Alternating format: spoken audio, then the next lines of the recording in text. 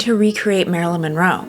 Every decade, without fail, someone is crowned the next Marilyn, the new Madonna, the modern Audrey. It's like we're stuck in a never-ending casting call for ghosts. Ana de Armas became Marilyn in Blonde, a haunting polarized performance that sparked more controversy than praise. Kim Kardashian wore Marilyn's actual dress to the Met Gala, literally stepping into the silk and sequins of an icon who died 6 decades ago. And Madonna? She spent the last few years trying to cast her own biopic, cycling through actresses like she once did musical genres, from Julia Garner to Florence Pugh, only to cancel it entirely and start again. But here's the thing, we're not just recreating these women, we're ritualistically replacing them. Each time one cultural moment fades, Hollywood digs into its archives to resurrect the same few faces. Why? It's nostalgia, a longing for when fame felt glamorous and dangerous and divine. Or is it something more insidious, a cultural refusal to let women age, evolve, or exist outside of a marketable mold? Today we're diving deep into Hollywood's obsession with replacing its female icons, from Marilyn Monroe to Madonna, and what this endless cycle reveals about our relationship with fame, femininity, and the myth of the irreplaceable woman. Because in Hollywood, no woman is truly irreplaceable, only iconic until the next one arrives.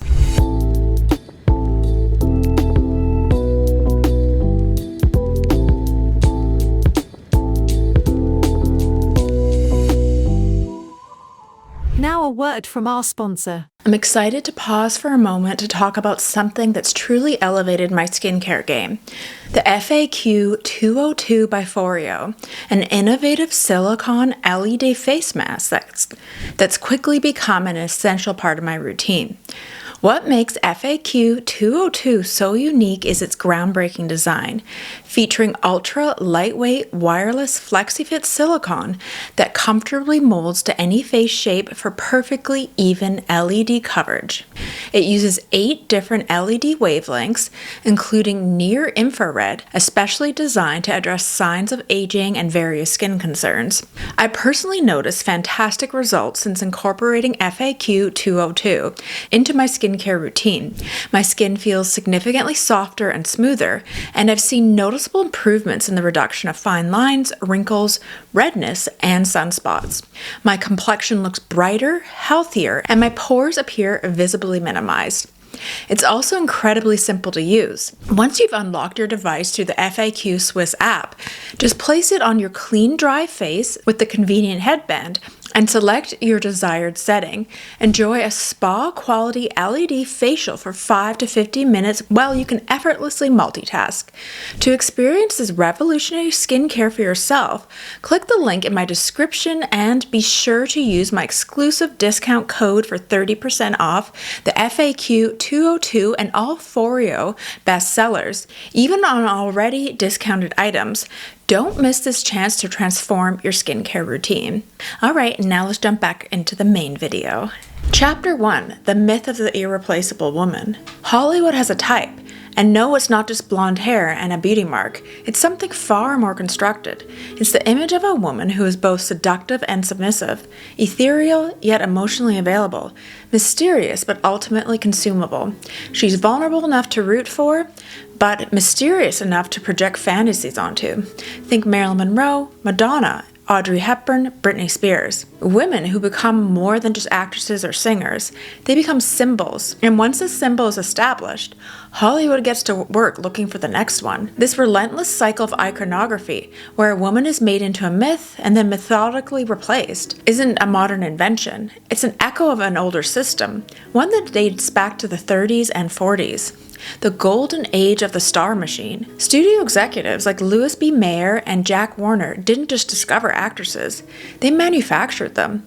Judy Garland was put on a strict diet of amphetamines and sleeping pills just to stay camera ready. Ava Gardner was given speech lessons to smooth out her southern drawl. Lana Turner's platinum hair and porcelain skin were as much the creation of MGM as they were genetics. Everything from their names to their waistlines was curated for public consumption. The woman was incidental. The image was what mattered. Marilyn Monroe was arguably the most refined product of the system. Born Norma Jean Baker, she endured a difficult childhood, bouncing between foster homes and orphanages, before transforming herself into the quintessential Hollywood blonde. But this transformation wasn't accidental. It was engineered. Her hair was bleached to a signature platinum, her voice softened into a breathy whisper, and her body altered to emphasize curves that aligned with post-war ideals of hyperfemininity. She was trained to move slowly, speak softly, and emote just enough pain to make audiences feel protective and intrigued. But Monroe was also deeply intelligent and aware of her own branding. She once said, "A sex symbol becomes a thing. I just hate to be that thing." And yet, that's exactly what Hollywood made her. Even in death, she remains less a person and more a canvas, painted over and over again with each generation's vision of glamour and tragedy. Which brings us to the modern era, where Marilyn continues to be endlessly reinterpreted. Most recently, Ana de Armas starred in Blonde, a Netflix biopic based on Joyce Carol Oates' fictionalized novel. The film was controversial, to say the least. Critics labeled it as exploitive, calling it a voyeuristic trauma spiral that reduced Marilyn to a passive victim. Fans questioned the ethics of dramatizing a life already plagued by objectification and misunderstanding. And yet Blonde was far from the first attempt to resurrect Marilyn. Michelle Williams portrayed her in My Week with Marilyn in 2011, offering a more subdued but equally haunting version. Even Kim Kardashian got in on the act, wearing Marilyn's iconic Happy Birthday Mr. President dress to the 2022 Met Gala, a move many called disrespectful, if not downright bizarre. But here's the question no one seems to ask. Why do we keep doing this? Why is society so fixated on preserving these women as symbols rather than remembering them as full, complicated human beings?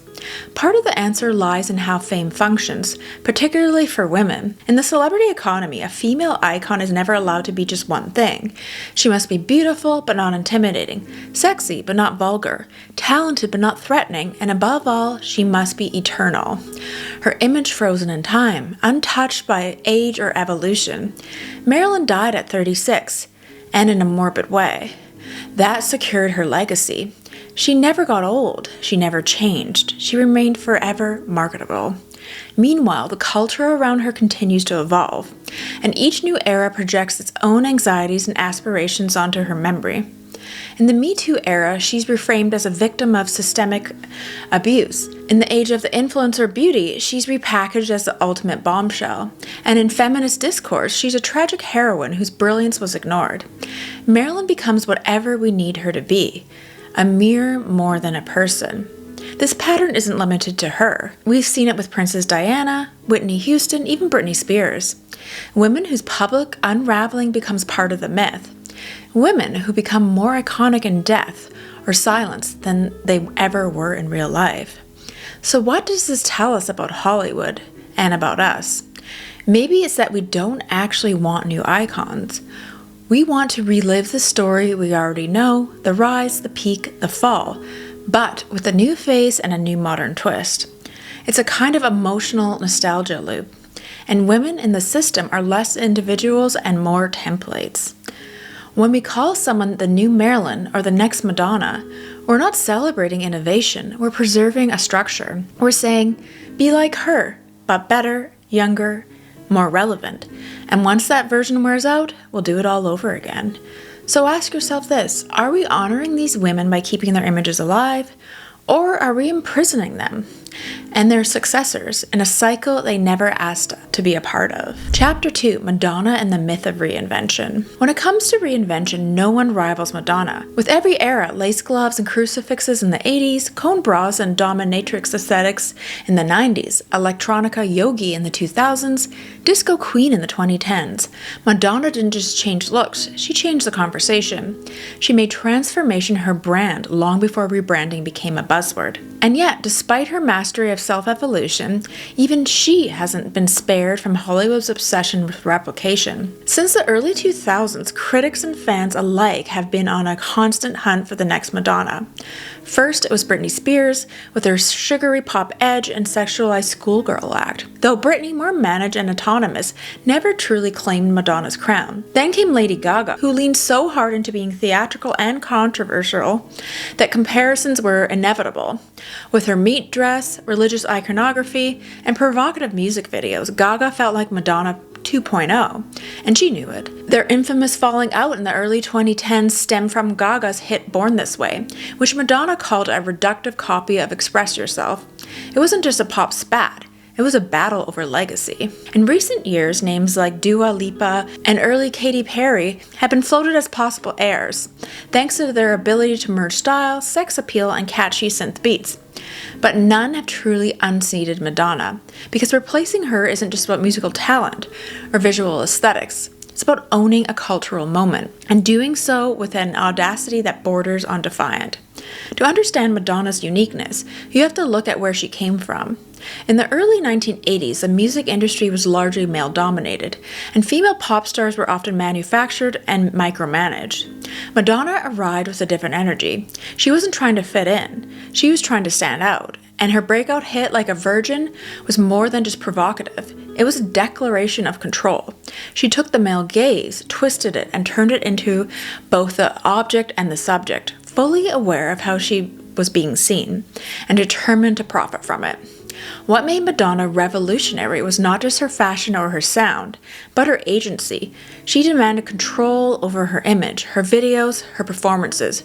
She directed, she produced. She made herself the boss at a time when women in the industry were still expected to play nice and play small. Every time the public thought they had figured her out, she pivoted. From Catholic schoolgirl to the dominatrix to spiritual mother, she never allowed herself to be boxed in. But despite that, or perhaps because of it, the media quickly sought out her replacements.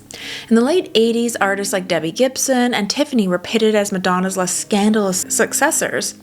Janet Jackson, though widely different in tone and theme, was cast as her rival in the press. The industry thrives on narratives of competition, especially among women.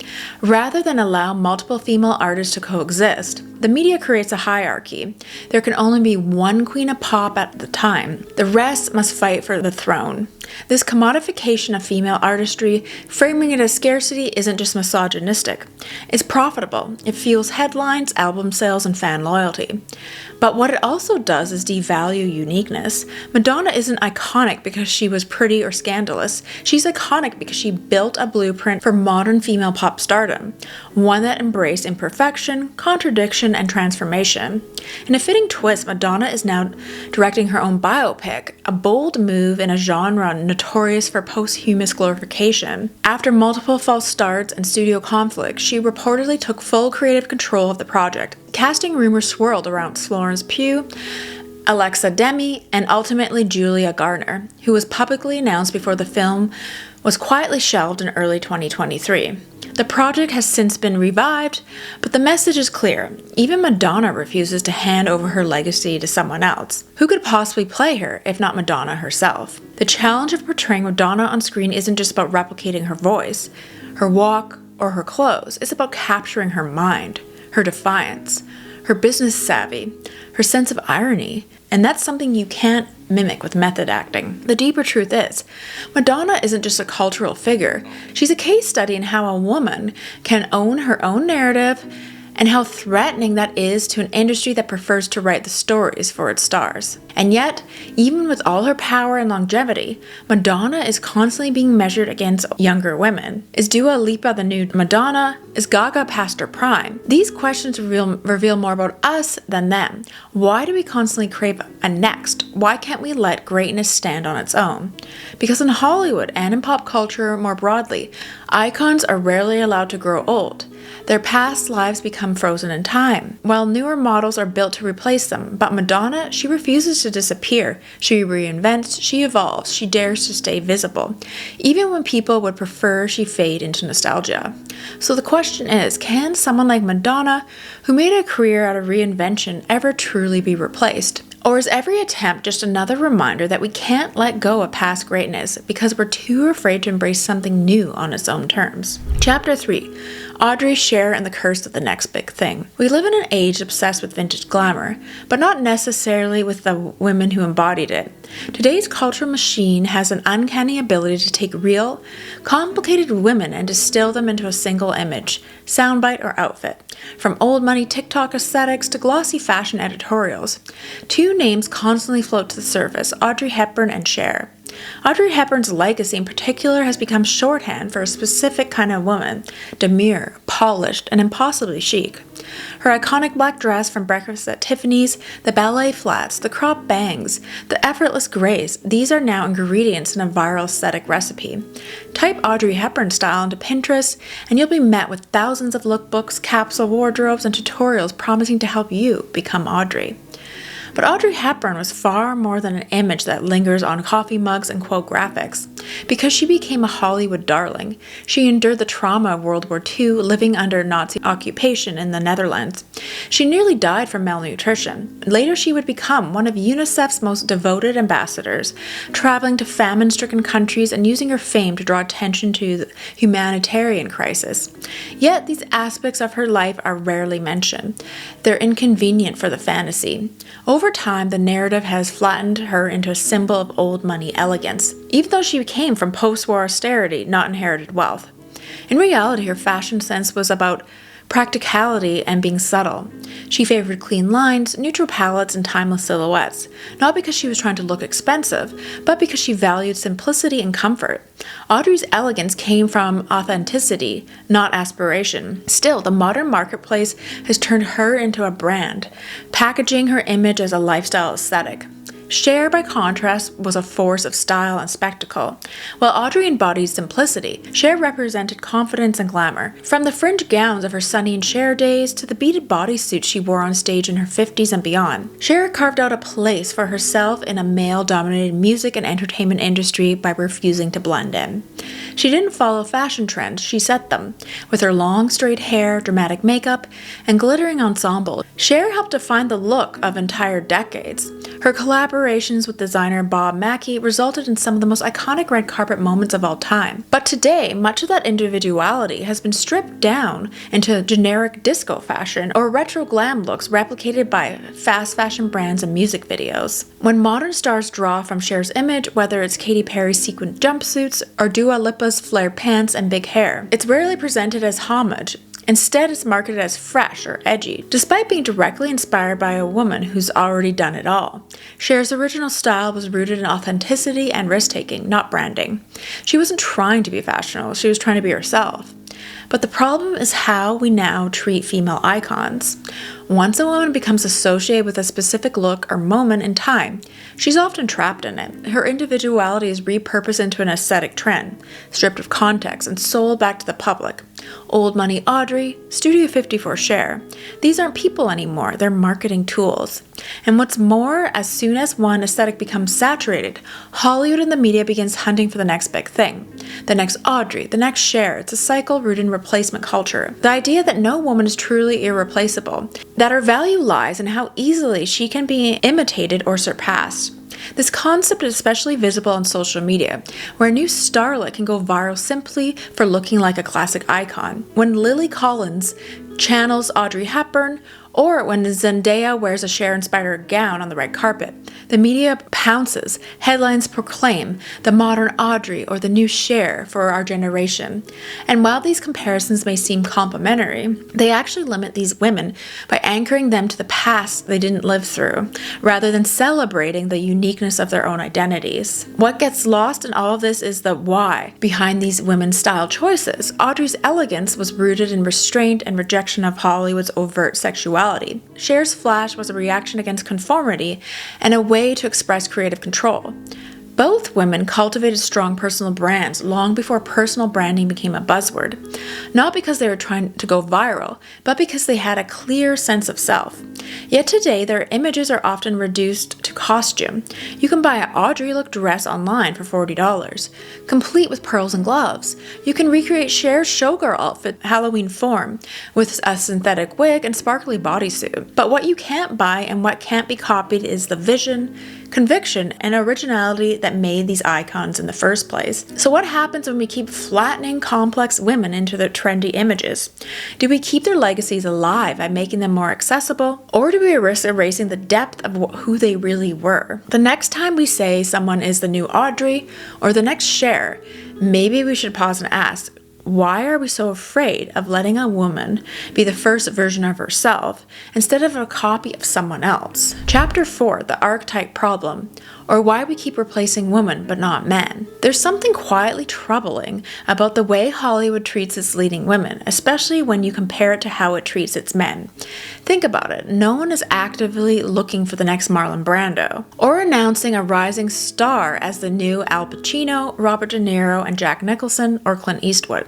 They're all allowed to exist in cultural memory on their own terms, without constant comparison or replication. But when it comes to women, we're always on the hunt for the next Marilyn, the next Madonna, the next Audrey. It's as if a woman's legacy isn't considered complete until she's replaced. This cultural pattern reveals something deeper, not about Hollywood, but about society's expectations of femininity. Historically, women have been defined through archetypes: the innocent virgin, the nurturing mother, the seductive siren, the mysterious muse. These aren't just literary devices. They're the backbone of how women have been categorized, portrayed, and consumed in stories for centuries. Each archetype serves a narrative purpose, and once that purpose is fulfilled, or once that woman steps outside of it, she's no longer useful to the culture that created her. In the early days of cinema, actresses were slotted into these archetypes with precision. Theda Bara was the original vamp, a dangerous exotic seductress whose sexuality was her power. Clara Bow became the it girl, radiating charm and spontaneity. Later in the 50s, Marilyn Monroe emerged as the ultimate sex goddess, her persona carefully engineered to evoke innocence wrapped in sensuality. In the 80s, Madonna stepped into the role of the rebel, bold, brash, and in control of her image. And by the 2000s, Britney Spears was cast as the wholesome girl next door, only to be torn apart when she veered outside the lines. These women weren't just celebrities, they were symbols, placeholders for whatever fantasies society was ready to consume. And once their image no longer served the narrative, they were either torn down, rebranded, or replaced. There's an eerie familiarity to the media's treatment of these women, a cycle of elevation, obsession, scandal, and eventual downfall. The more beloved they are in their ascent, the more brutal their fall tends to be. Take Lindsay Lohan, for example. In the early 2000s, she was frequently compared to Marilyn Monroe, not just in looks, but in perceived vulnerability. Like Marilyn, she was young, glamorous, and troubled. The press documented her every misstep with feverish excitement, until her reputation unraveled. Anna Nicole Smith endured a similar trajectory. A woman molded in the image of Monroe, then discarded once her story became too messy for comfort. Even the very act of comparing them to Marilyn set them up for failure. Because how can anyone truly live up to a myth? The relentless cycle of replication is rarely applied to men. Male actors are allowed to evolve. They become character actors, directors, producers. They aged into the grisly icons and respected legends. But women, once they pass a certain age or a certain phase of their cultural usefulness, they're nudged off stage. Or worse, they become parodies of their former selves in the eyes of the media. We don't allow female icons to grow. We preserve them in amber and try to recast their roles with someone younger, someone newer, someone we can mold all over again. Even the way we talk about new female talent reinforces this. When an up-and-coming actress gains attention, headlines inevitably ask, is she the next Audrey, the next Madonna? It's not enough to simply be herself. She must step into a pre-existing role. And that's the problem.